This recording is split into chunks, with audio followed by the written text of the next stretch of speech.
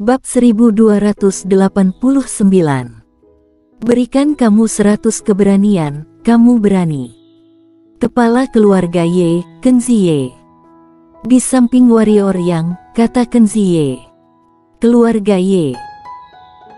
Mata warrior yang tertuju pada lelaki tua berjubah mewah yang berbicara, dan di samping lelaki tua itu, ada seorang lelaki tua berjubah hitam. Lelaki tua yang dia kenal adalah Olga Ye yang pergi ke benua penjara untuk memburunya.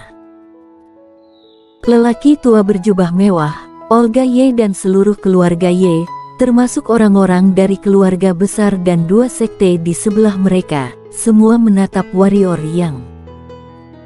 Keluarga Ye ingin berteman dengan warrior Yang, apakah warrior Yang akan setuju? Jika warrior Yang tidak mau, maka mereka hanya dapat memilih satu cara, yaitu mencari kesempatan untuk membunuh warrior Yang dengan segala cara. Sebab, jika warrior Yang sudah semakin kuat, mereka tidak mampu menanggung akibatnya. Dan jika warrior Yang setuju, berarti warrior Yang tidak mau bermusuhan bebuyutan dengan mereka. Dan mereka juga punya satu pilihan lagi, yaitu berteman dengan warrior Yang. Jika mereka bisa bersekutu dengan warrior Yang, maka potensi dan kekuatan warrior Yang tidak akan menjadi ancaman bagi mereka, tetapi kekuatan pendukung. Bahkan, dalam perjalanannya, setelah melihat bakat dan potensi warrior Yang, banyak keluarga yang mulai menyesalinya, menyesal karena terobsesi untuk menyerang dan membunuh warrior Yang.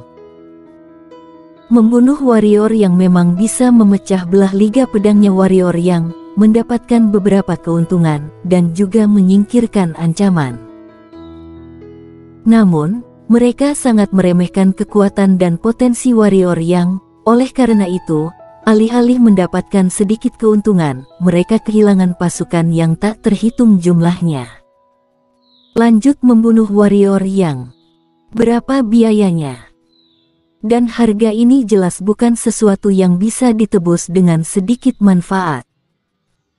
Bahkan 10 juta batu kecubung tidak dapat dibandingkan dengan seorang master pendekar ketiadaan. Dan jika mereka memecah belah liga pedang, apakah mereka bisa mendapatkan 10 juta batu kecubung? Lihatlah keluarga Yuan, yang dulu merupakan keluarga pertama dari wilayah rahasia, dan sekarang hampir menjadi yang terlemah.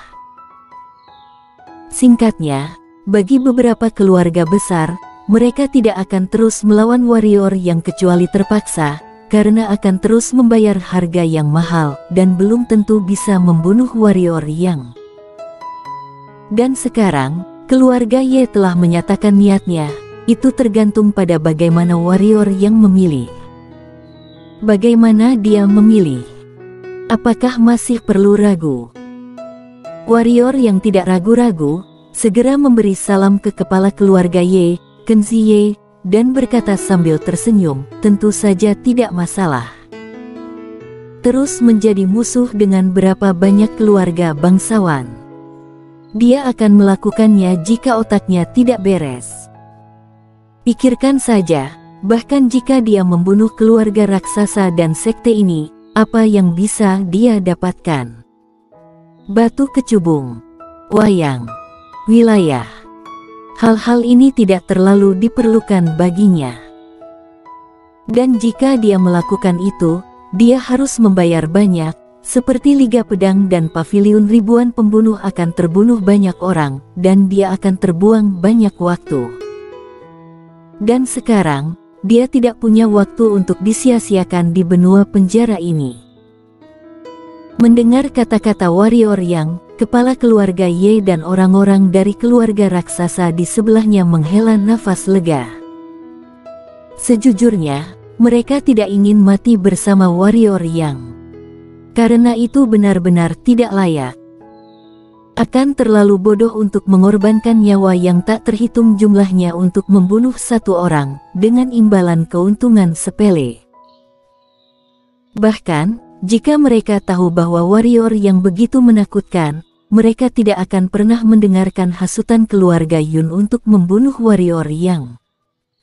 keluarga Yuan dan warrior yang berseteru, tapi mereka tidak.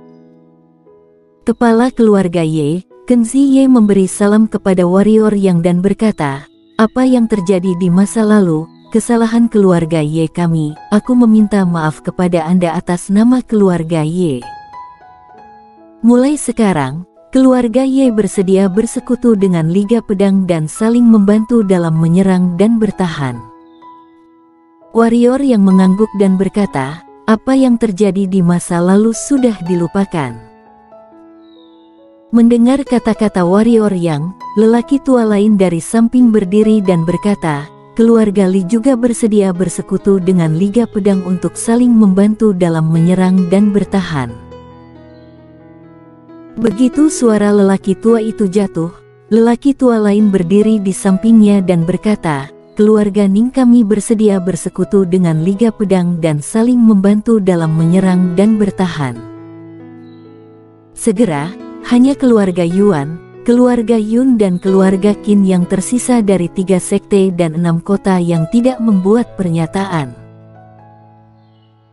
Wajar jika ketiga keluarga ini tidak mengutarakan pendapatnya. Satu keluarga Yuan yang hampir dibantai habis oleh warrior yang, keluarga Yun yang terbunuh putranya oleh warrior yang, dan keluarga Qin yang terbunuh 2 pendekar ketiadaan oleh warrior yang. Dendam seperti ini, bagaimana bisa dilupakan begitu saja? Terutama keluarga Yuan, warrior yang hampir membantai habis keluarga Yuan. Bersekutu dengan warrior yang. Bahkan jika mereka mau, khawatirnya warrior yang tidak mau. Warrior yang tentu saja tidak akan mau membentuk aliansi dengan ketiganya, karena dia tidak mempercayai ketiganya, dan perilaku ketiganya juga menyentuh batasan prinsipnya. Terutama keluarga Yuan dan keluarga Qin, alasan mengapa dia menjadi musuh keluarga wilayah rahasia, dapat dikatakan bahwa keluarga Yuan telah memberikan kontribusi yang besar. Dan keluarga Qin mengirim seseorang ke benua penjara untuk menyerang Liga Pedang, yang sama sekali tidak bisa dimaafkan olehnya. Bahkan, dia juga tahu bahwa dengan kebencian antara dia dan ketiga keluarga ini, tidak mungkin bagi pihak lain untuk berdamai dengannya. Bahkan jika mereka menyatakan rekonsiliasi mereka, tujuannya pasti untuk menjebaknya. Dari kejauhan, melihat pemandangan di lapangan ini, Medavini merasa lega. Yang paling dia khawatirkan adalah warrior yang tiba-tiba akan bertarung dengan keluarga bangsawan ini. Untungnya, sepertinya situasi ini tidak akan terjadi. Meskipun masih ada 3 keluarga yang belum membuat pernyataan untuk berdamai dengan warrior yang, kekuatan ketiga keluarga ini semuanya lemah. Dan selama keluarga Ni maju untuk mengejutkan mereka, mereka tidak akan pernah berani mengacau. Puncak Qingtian tiba. Pada saat ini, sebuah suara tiba-tiba terdengar di lapangan. Semua orang berhenti dan melihat ke kejauhan, terlihat puncak raksasa menjulang di ujung langit di kejauhan. Puncak raksasa itu tidak hanya menjulang ke awan, tetapi juga sangat luas. Tanpa batas. Kecil. Di depan puncak Qingtian, semua orang merasa kecil untuk pertama kalinya. Pendekar hitam, terutama untuk level semua orang di lapangan, bisa meruntuhkan tanah bahkan menghancurkan langit dan menghancurkan bumi, tapi semua orang masih kagum dan hormat pada karya agung alam ini, karena mereka dapat menghancurkan karya agung alam ini, tetapi mereka tidak dapat menciptakan karya agung alam ini. Ayo pergi. Medavini bergerak dan memimpin kerumunan menuju puncak Qingtian. Setelah beberapa saat, semua orang datang ke puncak Qingtian. Ketika mereka sampai di puncak gunung, mereka merasa seperti berada di awan. Sebenarnya itu bukan perasaan, tetapi mereka memang datang ke awan, karena puncak-puncak Qingtian sudah tenggelam ke langit, dikelilingi oleh awan putih yang berterbangan. Jika mendongak ke atas, itu akan memberi orang ilusi bahwa kamu dapat menjangkau dan menyentuh langit. Medavini membawa rombongan ke tepi puncak Qingtian, dan membungkuk dari atas puncak untuk melihat. Di bawah ada padang rumput, di belakang padang rumput ada gurun tandus, di ujung gurun, pegunungan satu demi satu bisa terlihat samar-samar. Medavini menunjuk ke ujung gurun dan berkata, ada klan siluman di sana. Kemudian, dia menunjuk ke gurun dan padang rumput di bawah, dan berkata, ini adalah zona penyangga antara kita dan klan siluman. Kita tidak bisa membiarkan mereka menghancurkan puncak Qingtian. Jika tidak, begitu puncak Qingtian dirusak, pasukan klan siluman tidak akan memiliki hambatan, dan mereka akan langsung menuju ke pedalaman klan manusia kita. Pada saat itu, klan manusia berakhir. Bagaimana kekuatan klan siluman? Pada saat ini, kepala keluarga Lin, Qiano Lin bertanya. Medavini menggelengkan kepalanya dan berkata, aku tidak tahu, karena sejak bersatunya klan siluman, orang-orang yang kami kirim tidak pernah kembali. Kami juga mengirim Master Ranah Pendekar Ketiadaan untuk mencari tahu, tetapi pendekar ketiadaan yang kami kirim segera ditemukan setelah dia memasuki gurun. Jika dia tidak mundur tepat waktu, dia sudah mati. Aku pikir kita harus terus mengirim orang ke sana. Pada saat ini, Tetua Yuan dari samping tiba-tiba berkata, kita tidak tahu apa-apa tentang kekuatan klan siluman. Dalam hal ini, jika mereka tiba-tiba menyerang, mereka pasti akan mengejutkan kita. Oleh karena itu, aku sarankan untuk terus mengirim orang untuk menyelidikinya, setidaknya cari tahu detail klan siluman. Medavini menggelengkan kepalanya sedikit dan berkata, keluarga Ni kami tentu saja tahu ini, tetapi bahkan pendekar ketiadaan terbaik keluarga Ni kami ditemukan sebelum memasuki klan siluman. Tetua Yuan melirik warrior yang di samping dan berkata, kalau soal kemampuan bersembunyi, siapa yang bisa menandingi ketua Liga Pedang Warrior yang... Kalian pasti tahu kalau 4 atau 5 pendekar ketiadaan pergi memburunya, tapi tidak ada bayangan dia yang terlihat. Mendengar kata-kata Tetua Yuan, semua orang di lapangan memandang warrior yang... Meskipun semua orang tahu bahwa Tetua Yuan sengaja menargetkan warrior yang, itu adalah pembunuhan dengan meminjam pisau orang lain, tetapi harus mengatakan bahwa apa yang dikatakan Tetua Yuan masih masuk akal.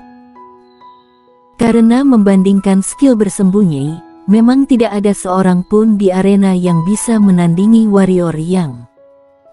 Tapi, apakah warrior yang bersedia pergi? Jika ditemukan di pedalaman klan siluman, dia benar-benar akan mati. Pada saat ini, Tetua Yuan berkata lagi, tentu saja, pergi ke pedalaman klan siluman itu berbahaya. Tetapi apa artinya bahaya kecil ini demi seluruh klan manusia?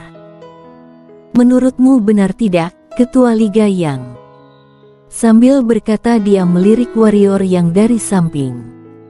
Warrior yang tertawa kecil dan berkata, tentu saja. Bagaimana kalau begini, minta saja Tetua Yuan ikut denganku, mari kita lakukan yang terbaik untuk klan manusia, bagaimana? Aku tidak pandai bersembunyi seperti Ketua Liga Yang, kata Tetua Yuan pelan.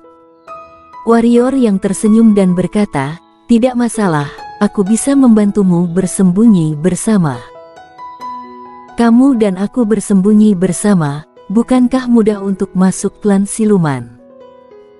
Kelopak mata Tetua Yuan melompat, bantu dia bersembunyi. Mungkin warrior yang bisa melakukannya, tapi begitu dia masuk klan siluman dan warrior yang kabur sendiri, bukankah dia akan dikepung klan siluman? Melihat Tetua Yuan tidak berbicara, ekspresi warrior yang menjadi lebih dingin dan dia berkata, kenapa kamu menjadi bisa ketika giliran kamu untuk mengabdikan diri pada klan manusia? Tetua Yuan berkata dengan suara dingin, karena Ketua Liga yang tidak mau pergi. Katakan saja dengan jelas, mengapa repot-repot dengan alasan ini? Tidak, Aku akan pergi jika kamu pergi, bagaimana? Warrior yang mencibir. Tetua Yuan menyipitkan matanya sedikit, matanya berkedip dengan cahaya dingin, dan dia tidak berbicara. Ada cibiran di sudut mulut Warrior Yang, dan dia berkata, jika kamu membunuhku secara jujur, aku akan sedikit mengagumimu. Aku merasa malu untuk kamu karena memainkan trik kasar ini. Diperlakukan seperti ini oleh Warrior Yang di depan semua orang, wajah Tetua Yuan menjadi pucat karena marah, dan dia bahkan mengepalkan tangannya erat-erat, dan tubuhnya terus-menerus memancarkan aura kekerasan. Pada saat ini, Warrior Yang mencibir lagi, apakah kamu ingin bertarung? Memberimu 100 keberanian, apakah kamu berani melakukannya? Suara terdengar. Energi hitam melonjak di Warrior Yang. Bersambung.